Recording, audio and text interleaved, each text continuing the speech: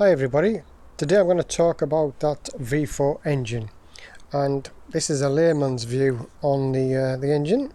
I'm not an expert, but I've ridden bikes since I was 16, lots of different engine configurations, lots of different types of bikes, so I think I qualify a little bit on what I'm going to say. I've also done about 5,000 miles on this bike since I bought it. I'll have a quick check. I bought it last June with 16,500 I think miles on it, and we've now got 21,245, so around about 5,000 miles I've done. So what is it about the engine that causes a little bit of comment? Well, often it's that weak bottom end that they talk about, or limp-wristed bottom end. Mine's a 2012 with a tweaked ECU, as I said before, and it's got a power commander, so it may not be as bad. But I don't really want to get into what the restriction was, and I know things can cure it. But as I say, it was designed that way, and I quite like it. And the reason I quite like it is because I was brought up on 2-strokes with power bands. I'm used to that sort of, not a lot at low revs, and then it flies. And indeed, some of the old Saab turbos I had were very, very similar. Loads of turbo lag, and then bang, they're off. It makes it quite exciting. But of course you'll know this if you already own a VFR, but somebody looking to buy one, they may see that big V41200 and think it's going to be a gruntmeister, in the same way as inline 4s can be. Most inline 4s, especially this sort of capacity, drop it down to 2,000 revs, you don't really know it, it just picks up and goes without any hesitation. The VFR doesn't. If you're below 2.5, it wants to come down again, it definitely does. Between 3 and 4, it's fine, but any lower than that, it's not happy at all. No, I don't spend a great deal of time around 2,000 revs. I mean, I'm getting on a bit now, but I do like to push on a little bit. I'm trying to get that chicken strip away there. Most of it's gone now. But when I'm riding with some of my steady mates, I'll often find myself between 3 and 4,000 revs. And at that sort of revs, the engine's lovely. It's not wanting me to go any faster.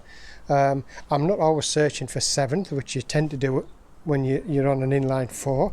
And in fact, you know, whatever gear you're in, you always think you're in a lower gear than a higher gear than you really are. Many times I'm in 5th, and I look down at me revs and I look down at the gear indicator and I think, oh, another gear there, just knock it up. That's because of that nice low rev drone, or sort of like it hasn't got that high pitched wail of the inline 4, which always feels like they're a bit angry and wanting to go. So how does that fit in with a sports tourer? Well, as I'd said on the previous video, it is a definite sporty sports tourer, and that engine is definitely a sporty engine. It could well be in a sports bike, because once you get over that 4,000 revs, that flapper valve starts to open. I'm not sure exactly what revs that opens up at. I'd like to do a video on that actually, to see what revs it opens up in each different gear, because it does seem to vary. But once you get into that, and you get that lovely surge, particularly between 4 and 6, and then it just carries on. And I can't make my mind up actually whether or not it's got a fat mid-range that lasts forever, or whether or not it's got a top end that starts at 4.5 and just keeps on going to the red line. But either way, it's a very exciting engine, I think, and whether you feel it suits the bike, I'm not so sure. It certainly suits it as a fast road bike.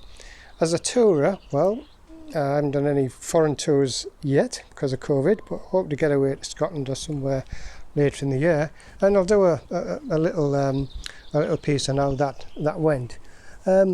So for me, the engine suits me perfectly.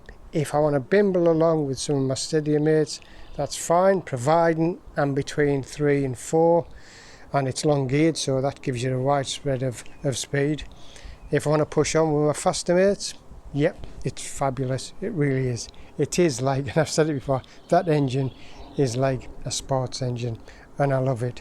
Fuel consumption from it varies once you start to push on a bit, but as I say, I've still got an overall average of about 43 miles per gallon. So I'd just like to finish by saying, if you think this engine is going to feel like your regular inline 4 and you can just leave it in top gear and carry on, no, it likes to come down the gears, it likes to use the gearbox, but the mid-range is huge or the top end starts very, very low.